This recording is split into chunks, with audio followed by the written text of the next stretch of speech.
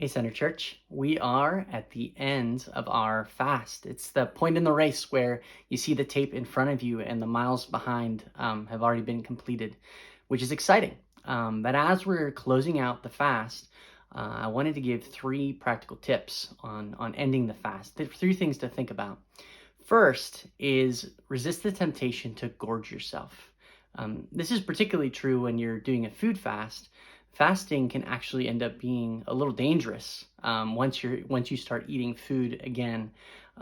When you get that big meal in front of you and you just eat more than maybe you should. And there's something spiritual about that, even when you're not doing a food fast. But your stomach shrinks when you don't eat for a long period of time, which means that you can get satisfied much quicker, much easier. And that's true for other things as well. You've found out or discovered you can do without things for a little bit of time. So the first tip is kind of, hey, let that be. Let your contentment rest with the level of whatever has shrunk in your desire.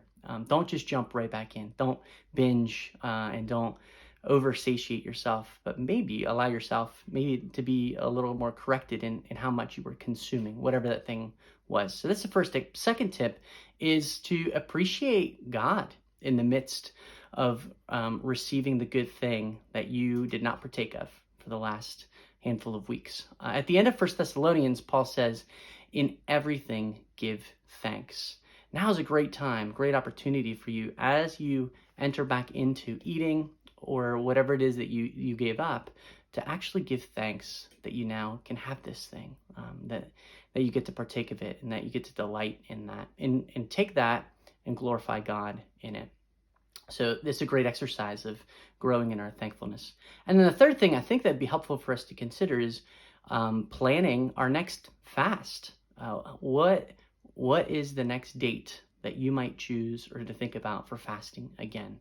I love that Andy shared from Richard Foster this idea of building from spiritual success. If you've seen some spiritual success, what does it look like to grow in that and to take the next steps? So think about that. What is it next week? Might you fast and have something regular incorporated?